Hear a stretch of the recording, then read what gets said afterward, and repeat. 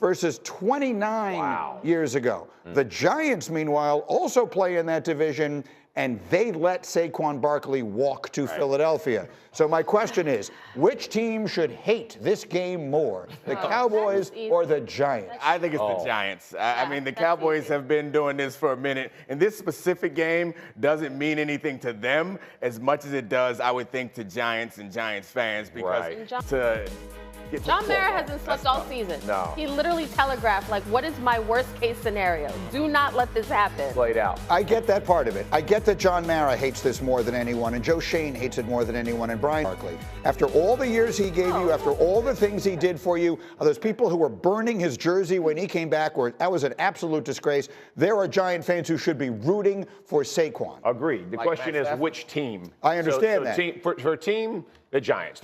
You listen. You had him, and you knew the dumbest thing you could do was let our guy go. They let him walk out of the building, and then he road stomps you. And by the way, he called his own tap out, so he didn't humiliate you even more, which just makes him look so much kinder and gentler than all the other knuckleheads who did him dirty. Okay. For the last of the answer to the questions, I'm going to turn it over to our friend Mel Kiper Jr. Cindy, let's play it. This is what Mel said a few minutes ago here live for those of you who are just joining us. And then my question is going to be, do you think he's right? This was Mel assessing the performance of Jayden Daniels this year.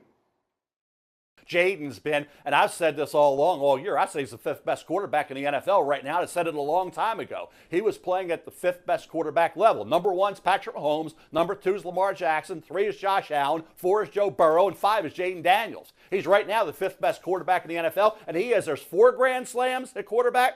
No more, just 4. Now there's 5 with Jayden Daniels. So answer the question, is he right? Is Jayden Daniels already, as a rookie, the fifth best quarterback in the National Football League? He's certainly the quarterback I would want fifth. I think his one season of body of work is hard to make him fifth best, but I think I'm going to go ahead and do it. I think because what he's doing right now, it's so hard. And when I talk about quarterback evaluations, rookie guys, I think of quarterbacks that have had success in this league.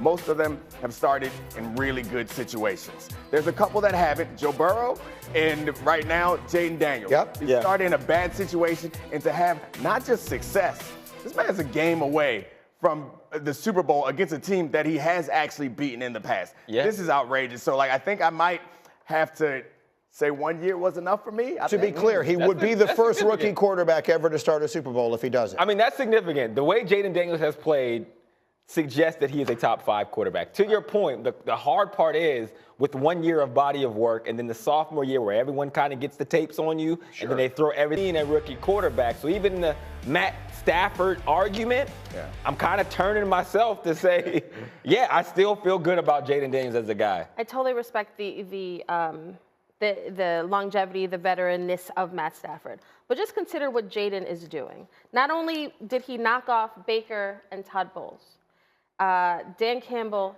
and Jared Goff. Now he has a chance to take down Jalen and Nick Sirianni and a chance to face Josh Allen, or that it's bigger than. Trying to help my argument. When you run it back that way, you ran Baker and Jared Goff. Now I'm like, okay.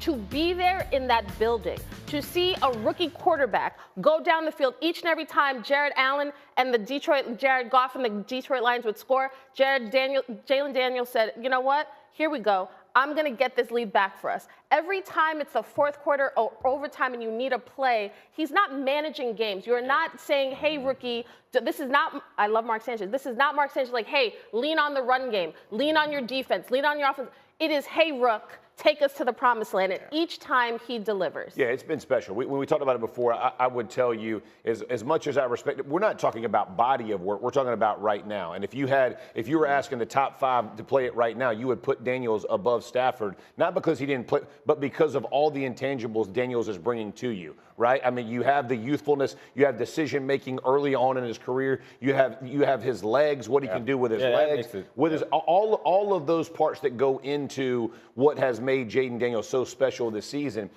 It doesn't, like, there will be an adjustment that defense coordinators will make to him, like every quarterback, right? He'll have to go through. But right now, the way he sees it and his decisions, He makes decisions like a vet makes decisions, and that's just rare. Not only that, but the ball placement within that. There's his ball placement. Talk about ground for Jaden Daniels too, and you know where he is? He's in the Final Four. Right. It's really hard, and it's none of this is gimmicky. Like there's no scheme that he hasn't seen. There's no blitz that his skill set and his deep ball accuracy and athleticism can't overcome. Right. The dual threat puts him over the top, and even the Matt Stafford point, like. Matt Stafford, I feel so good about because he's been in the league for so long and he has seen so much.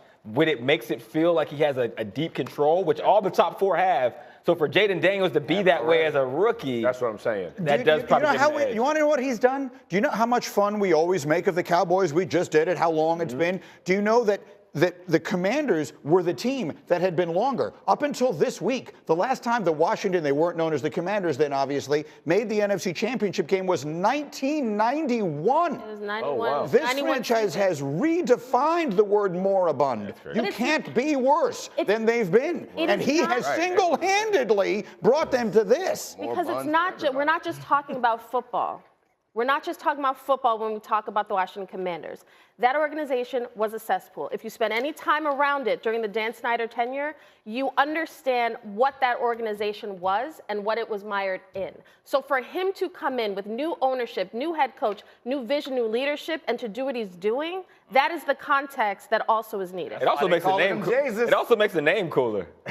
Don't you think about the Washington Commanders differently now? Mandos, stand up, Mandos. All right, coming up, we're talking about another great quarterback, the great quarterback. Capital and FedEx Field in Landover, Maryland. They love their football in this part of the country, and this crowd is ready to go as their guys will match up with the Buffalo Bills.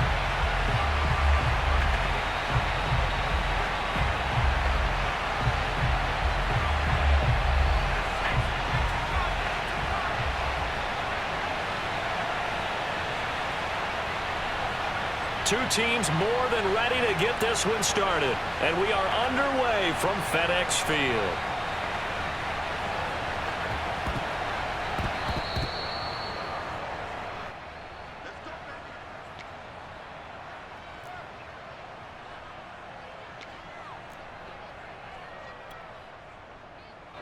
Ball up to the 35 now as they come up on 1st and 10.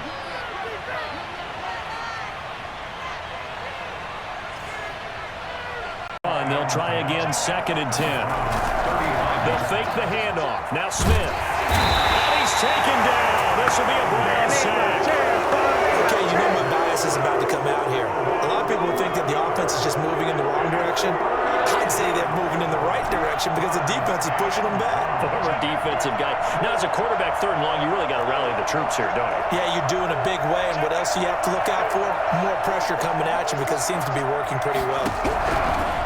3rd and long, it's Smith escaping the pressure right. Slings this deep. This is caught inside the 15. And he takes it in. Touchdown, Washington. A pretty decent game. Other quarterbacks, they have a hard time getting past it and often put the ball up for grabs the rest of the ball game.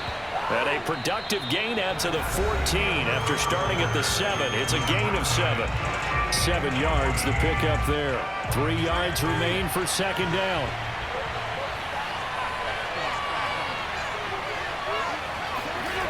Fitzpatrick now. Slings this deep from McLaurin. It got his man complete.